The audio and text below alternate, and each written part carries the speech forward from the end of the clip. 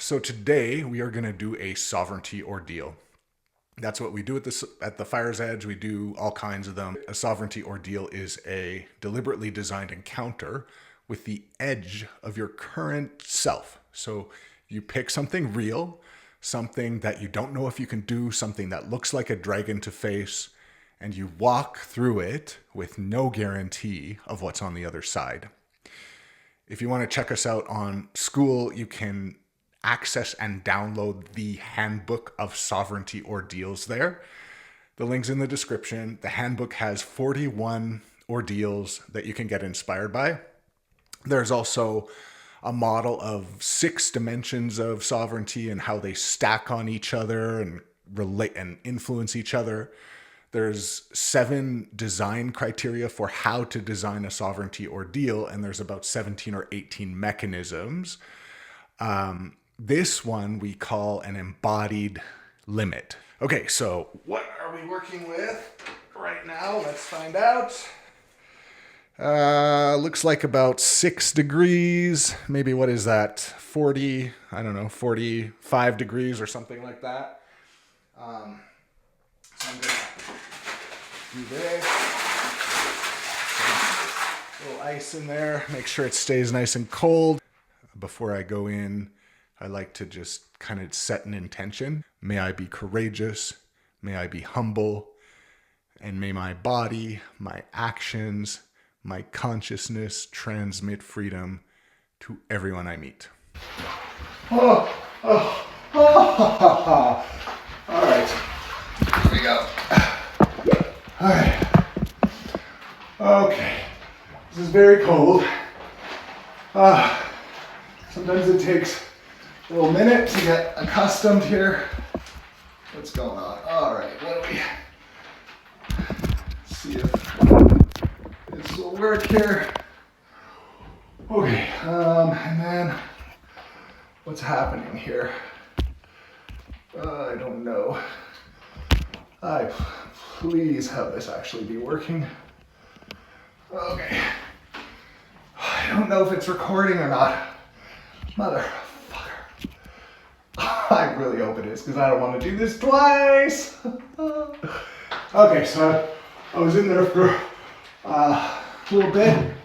We're just gonna start the timer for 10 minutes as of now. Okay, so I hope the headphones are working. I have no idea if they are. If not, the iPhone will pick up the sound and it will be bad sound. And that's okay. All right, so here we go. Okay, so initially when you start to enter the water, at this water temperature, you actually do feel some physical pain in your skin and in your joints. And there's an immediate psychological reaction to that, a kind of resistance to the pain. My old meditation teacher, Shinzen, used to talk about how for a lot of people, they get those two mixed up. They tangle up the psychological resistance to the pain with the pain, and they're not able to distinguish that those are actually two things. But when you do, when you can distinguish the pain from the resistance, and you can literally parse and track each one of those arising, it's like it makes the physical pain much less difficult to deal with, because it's just body sensations. And then if you understand that the resistance to it, the psychological resistance to it, is just, sort of emotions and thoughts arising, they don't have as much impact. Anyway, in Japan, when Shinzen was studying with the Shingon monks, he did this, I think it was 100 days, where he was in isolation at the top of a mountain meditating all day long. And the only time he ever would see a person would be in the morning, when a monk would come and pour a bucket. It's this cold mountain in Japan. They would pour a bucket of iced water over his head, And then they would come back at night before he went to bed and do that again. And he said it was really effective in helping him develop his concentration skills and his capacity to meditate, and really is what meditation is supposed to produce, which is the ability to be content and peaceful and happy regardless of and independent of any circumstance. Because when you're that cold and suffering that much, you kind of have to learn how to do that. It's a very complex system, but the basics is that there's 3 major energy centers in the body that are called the dantien. There's the upper dantien, which is in the head, the middle dantien, which is the heart, and then they have this lower dantien, which is, I guess, kind of somewhere around the first or second or third chakra, somewhere in there. And they call that lower dantien the cauldron, so it's hot. And these practitioners learn to circulate the chi through their body, and they can produce immense heat from the lower dantien, to the point where they do that. And breath is a huge part of I want to say Tai Chi, but that's not what I mean.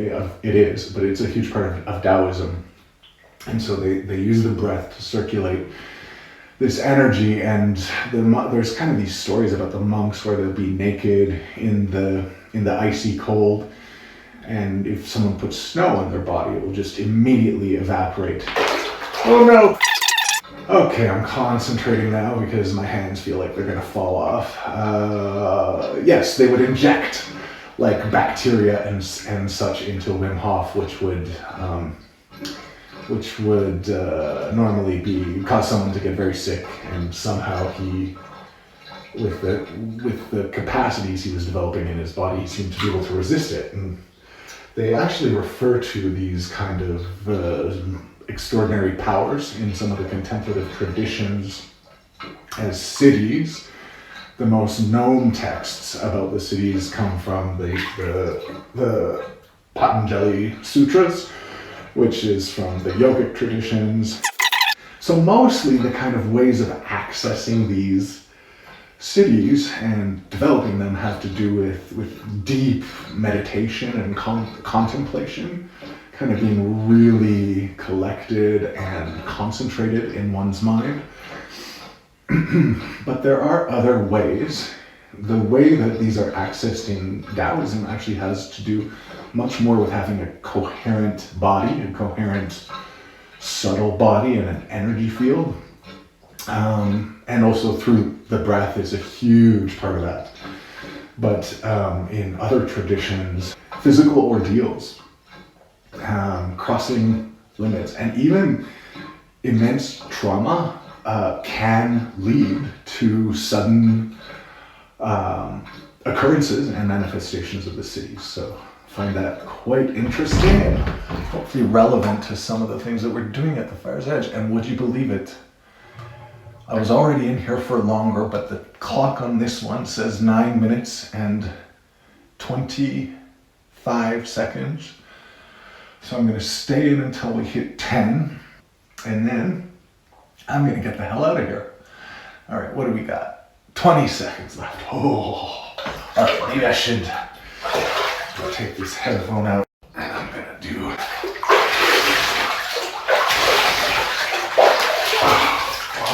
Oh,